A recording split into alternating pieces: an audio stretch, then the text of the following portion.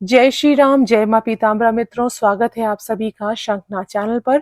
एक प्रश्न जो मेरी पिछली वीडियोस में बार बार पूछा गया है वो ये कि हम तो राहु, केतु और शनि के सभी उपाय करके देख चुके हैं, कोई ऐसी रेमेडी नहीं जिसे हमने ट्राई नहीं किया, फिर भी कोई लाभ नहीं मिल रहा है।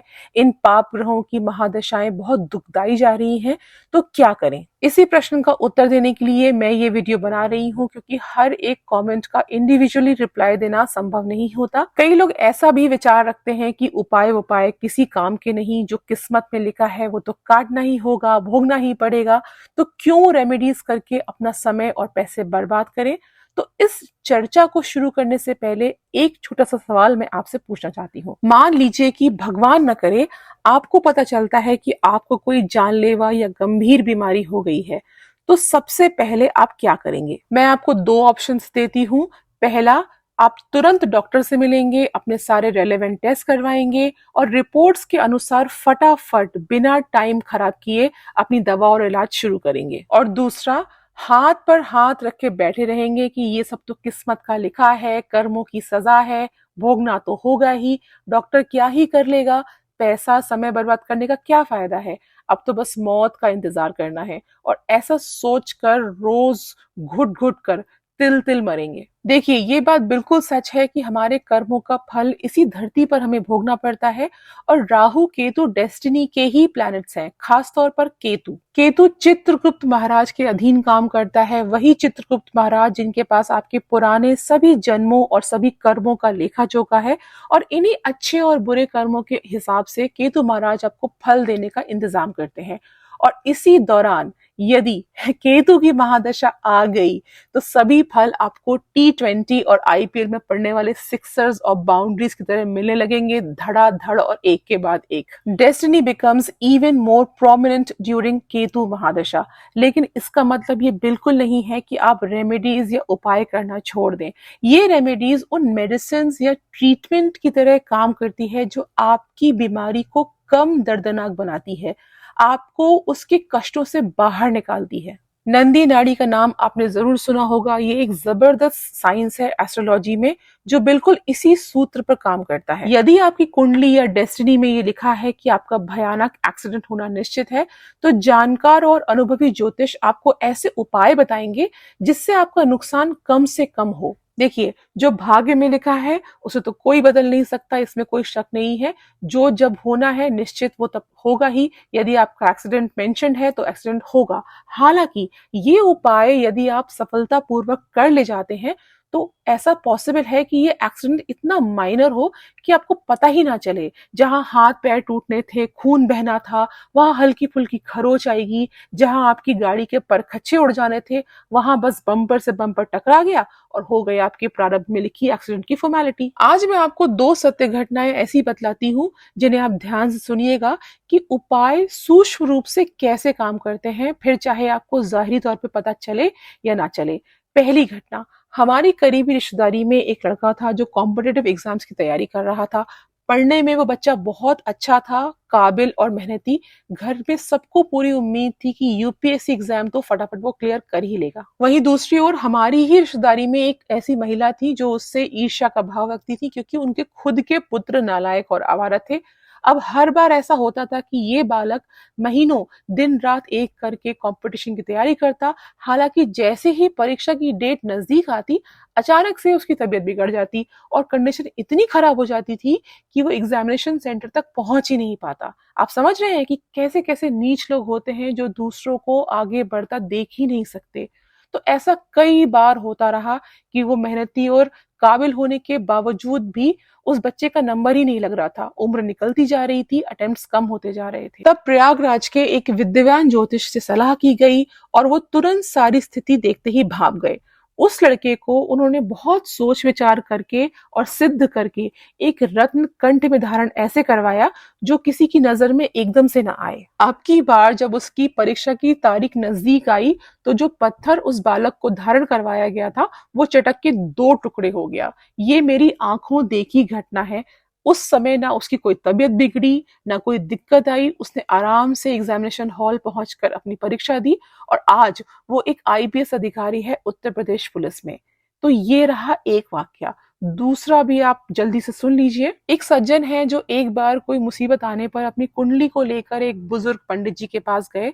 उनका चार्ट वगैरह देखकर पंडित जी ने उन्हें बताया कि किन्हीं पाप ग्रहों की महादशा चल रही है और बहते पानी से उन्हें विशेष सावधान रहना चाहिए, क्योंकि बहते पानी से कोई दुर्घटना के योग बन रहे थे।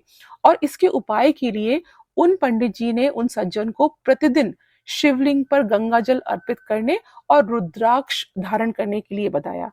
तो इस मुलाकात को कई वर्ष बीत गए, बात आई गई हो गई। हालांकि वो सज्जन शिवलिंग की सेवा पूजा प्रतिदिन नियम से करते रहे। उन्हें शिव पूजा में विशेष आनंद आने लगा था और रुद्राक्ष भी उन्होंने धारण कर रखा था। एक बार उनका अपने परिवार के साथ हरिद्वार ऋषिकेश जाना हुआ। शाम के समय गंगा स्नान के लिए घाट पर उतरे और गंगा का प्रवाह उत्तराखंड में, इस रीजन में कितना शक्तिशाली है ये तो बताने की आवश्यकता ही नहीं। तो गंगा जी का स्पर्श करते ही इन साहब का बैलेंस बिगड़ा और ये धड़ाम से पानी में जा गिरे। शरीर से नियंत्रण छूट गया। तेज धार में बहने ही वाले थे कि तुरंत दो अनजान लोगों ने पकड़ लिया और खींचकर बाहर निकाला। और ये सारा घटनाक्रम इन 4-5 मिनटों में ही हो गया। पानी से बाहर आने पर उन्होंने देखा कि वह स्वयं तो एकदम सुरक्षित है, पर वो रुद्राक्ष की माला जो इतने वर्षों से उन्होंने धारण की थी, वह स्वतः ही गंगा जी में विसर्जित हो गई थी। तो शायद यही उसकी नियति थी और उसे धारण करवाने का जो मकसद था वो इस घटनाक्रम के साथ पूरा हुआ। साथ ही उनके प्रारब्ध में जो डूब जाने का प्रावधान था वो भी इसी घटना के साथ समाप्त हो गया। तो ये दोनों सत्य घटनाएं बताने का मेरा पर्पस बस इतना है कि ईमानदारी से किए गए उपाय कभी व्यर्थ नहीं जाते।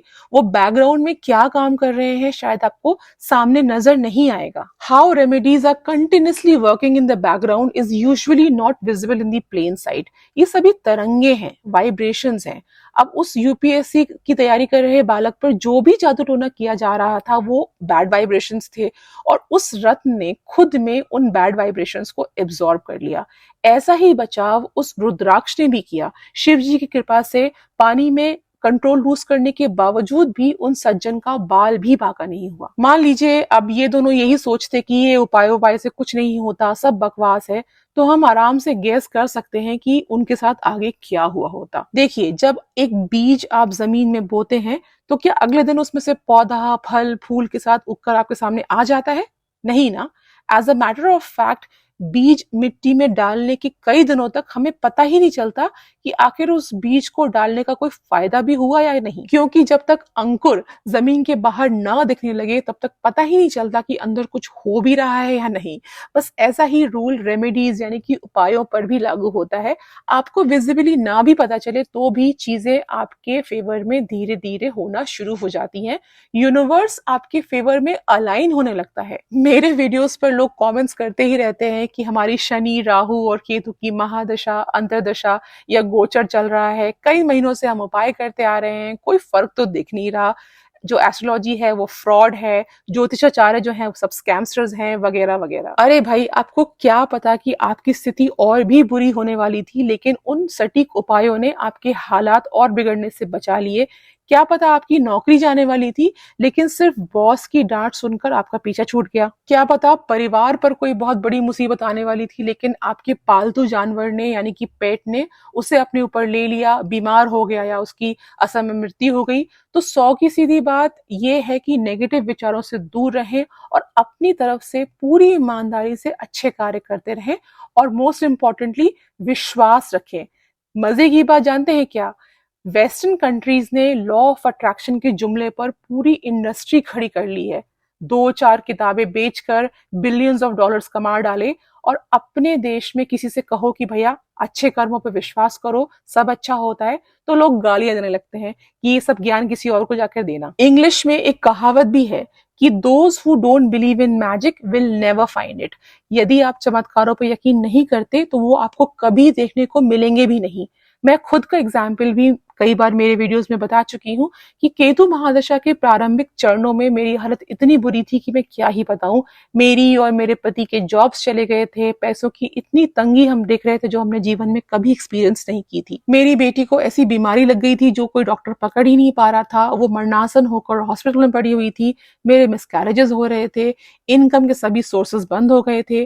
तब केतु के बारे में मैंने गहन अध्ययन किया, खुद ज्योतिष सीखा, कई किताबें पढ़ी और जो भी उपाय मुझे ठीक लगे उन्हें मैंने बिना किसी डाउट के, बिना कोई सवाल पूछे पूरी श्रद्धा के साथ प्रतिदिन करना शुरू किया। 1 महीने कुछ नहीं हुआ, 2 महीने कुछ नहीं हुआ, 3 महीने भी कुछ नहीं हुआ, लेकिन फिर धीरे-धीरे स्थितियां बदलने लगी। बहुत मामूली ही सही पर डेफिनेटली पॉजिटिव चेंजेस दिखने लगे। लगातार इन उपायों को करते हुए मुझे लगभग 1 साल होने को आया है। स्थिति वैसी बदतर बिल्कुल नहीं रही जो साल 2 साल पहले थी, जबकि अभी भी मेरी केतु महादशा के पूरे 3 साल बाकी हैं। पर मैं आज भी बिना कोई सवाल पूछे, बिना दिल में कोई शक रखे ये उपाय प्रतिदिन करती ही जा रही हूँ। तो उस बीज में अंकुर निकलने का टाइम तो दीजिए, थोड़ी पेशेंस तो रखिए। एक बात मैं और अपने शंखनाथ परिवार से शेयर करना चाहती हूँ कि मैं कुष्ठ रोगियों के इलाज और भोजन के लिए मुंबई के ही एक चैरिटेबल लेप्रोसी हॉस्पिटल को हर सप्ताह डोनेशन करती रही हूँ। कुष्ठ रोगियों की सहायता और सेवा से भी पाप ग्रहों की शांति और पितृदोष निवारण होता है। इसके साथ ही मेरे परिवार की तरफ से गौशालाओं में सेवा सहायता करने का कार्य भी चल रहा है। यदि आप भी इसमें कोई योगदान करना चाहते हैं तो डिस्क्रिप्शन बॉक्स में दिए गए गूगल पे नंबर पर कर सकते हैं। आपका छोटा सा कंट्रीब्यूशन किसी के लिए दवाओं और भोजन का इंतजाम कर सकता है। इसके साथ ही मेरे चैनल को सब्सक्राइब करें, बेल आइकन को जरूर प्रेस करें ताकि जब भी मैं कोई नया वीडियो अपलोड करूंगी आपके पास नोटिफिकेशन आएगा। तो ये वीडियो आपको कैसी लगी मुझे कमेंट्स में जरूर बताइएगा। मिलती हूँ आपसे अगले वीडियो में, तब तक के लिए जय श्री राम, जय मां पीताम्बरा।